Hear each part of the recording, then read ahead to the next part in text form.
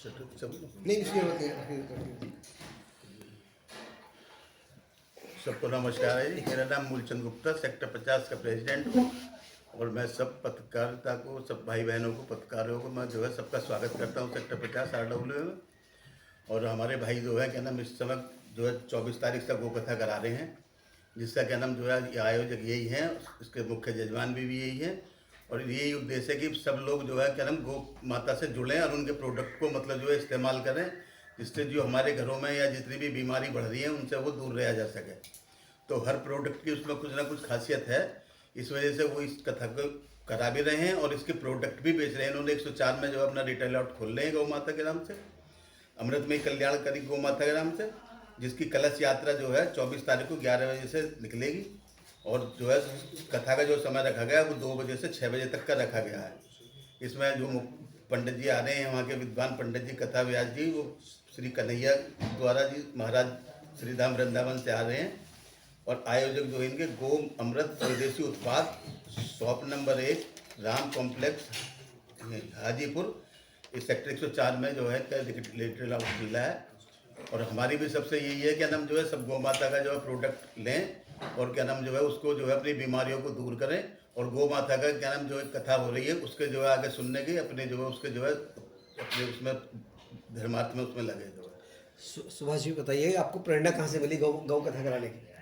पिछले 9 साल से मैं गौ सेवा में लगा हुआ हूँ, संलग्न हूँ। मेरे पिताश्री भी पहले गौ सेवा में लगे हुए थे, उन्हीं से मुझे प्रेरणा मिली और मैं इस धर्म के कार्य में जुड़ा रहा।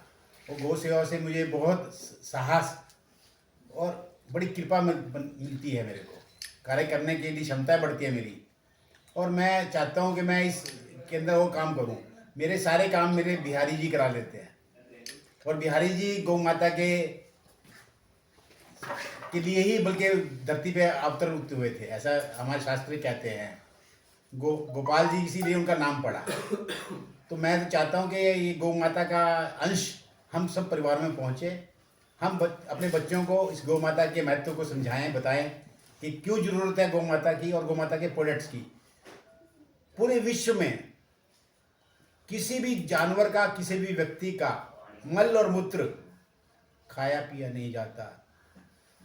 यहाँ सिर्फ एक गौ माता है जिसके मल और मूत्र से सैकड़ों दवाइयाँ बन रही हैं, डायरेक्ट इलाज हुआ जाता है, उससे फायदे हैं और उसको सींच के रखा जाता है। आज हमारे घर में गौमूत्र किससे भी पूजा होती है, पंचगव्य के नाम से, तो गोबर से ही पूजा होती है। घर का लेपन भी होता है तो गौ माता के गोबर से ही होता है। तो मैं तो सभी भाइयों से ये प्रार्थना करूंगा। कार्यक्रम की रूपरेखा थोड़ा सा बताइए, किस तरीके से क्या क्या रहेगा? कार्यक्रम हमने ये 2 दिन का कार्यक्रम स्प्रेड किया है। कलश यात्रा है पहले हमारी सुबह 11:30 बजे, ये हमारे सेक्टर B259 से चलेगी और कम्युनिटी सेंटर तक आएगी, जो कि रथ यात्रा में होगी और बैंड बाजा के साथ चलेंगे। तो इसके बाद हम 2 बजे से लेकर शाम को 6 बजे तक कथा, हमारे कथा व्यास जी श्री कन्हैया दास जी महाराज जो वृंदावन धाम से पधार रहे हैं, रात तक वो आ जाएंगे। वो कथा करेंगे शनिवार को, रविवार को 2 से 6 बजे। सभी भाइयों का उसमें स्वागत है। हम चाहते हैं कि उनके रस लें और अपने कोई भी मन में बाद में क्वेरी है उसका पता समाधान करें। क्या हम गौ माता को गौ माता क्यों कहते हैं? माँ तो हमारी एक ही है, जननी है, फिर भी हम गौ को गौ माता कहते हैं क्योंकि सिर्फ संसार में यही एक प्राणी है जो माता कहलाने के योग्य बना। तो मैं तो आपसे सबसे प्रार्थना है कि हम इस सब का प्रचार प्रसार भी करें और इसके लिए अपना जो भी बलिदान है, तन मन धन समय बुद्धि विचार, इसके लिए प्रकट करें। सुभाष जी, अक्सर देखा जाता है, हम लोग कहते तो हैं कि गाय माता होती है, लेकिन हम अक्सर देखें कहीं कूड़ा करकट में गाय क्या नाम है कहीं ना कहीं कूड़ा खा रही होती है। तो क्या केवल ये आपकी कथा तक ही सीमित रहेगा या इसको आगे ले जाके लोगों को जागरूक करेंगे, नहीं जी ये माता है, इस तरह से कूड़ा करकट इसको नहीं खाने चाहिए, या आप ऐसे ना डालें?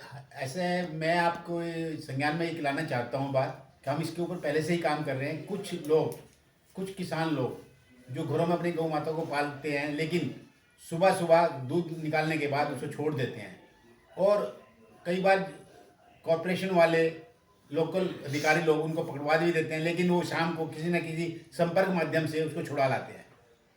तो इसलिए अधिकारी भी कुछ कर नहीं पाते, समाज सेवक उससे आगे कैसे करेंगे। तो हमारा इसमें प्रयास है और काफ़ी कोशिश कर रहे हैं, हम ये काम कर रहे हैं। दिल्ली के अंदर में एक हमने हॉस्पिटल चला रहे हैं, बहादुरगढ़ के अंदर एक पूरा हॉस्पिटल बनाया है एयर कंडीशन का, जिसके अंदर गौ माता का पूरा इलाज होता है, पूरे ऑपरेशन होते हैं और ऐसे ऑपरेशन होते हैं जैसे इंसान के होते हैं।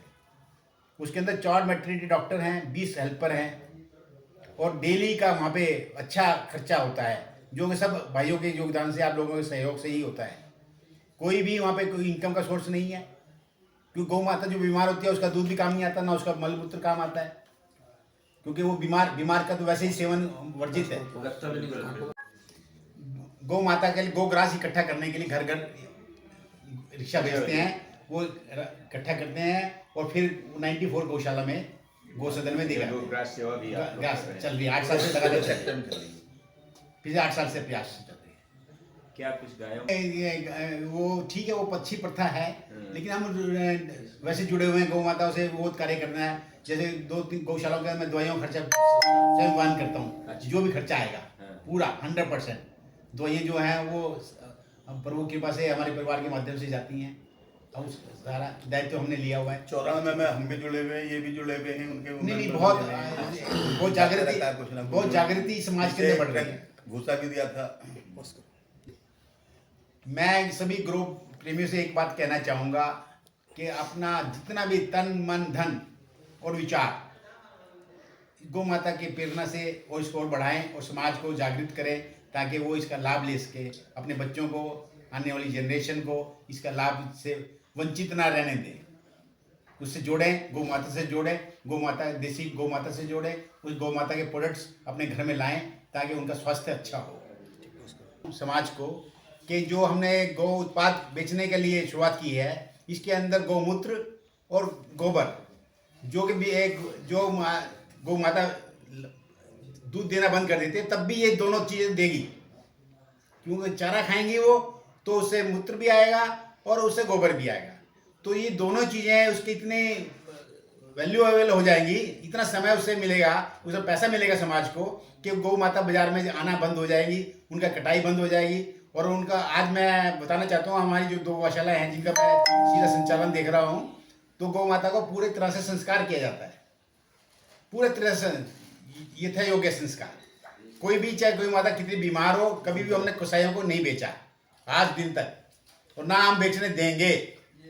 हमारा ये प्रयास है और ये प्रयास आगे बढ़ता रहेगा। आप लोगों का सहयोग चाहिए, आपकी प्रेरणा चाहिए, आपका सहयोग चाहिए। बीच में चलो, दिखाओ,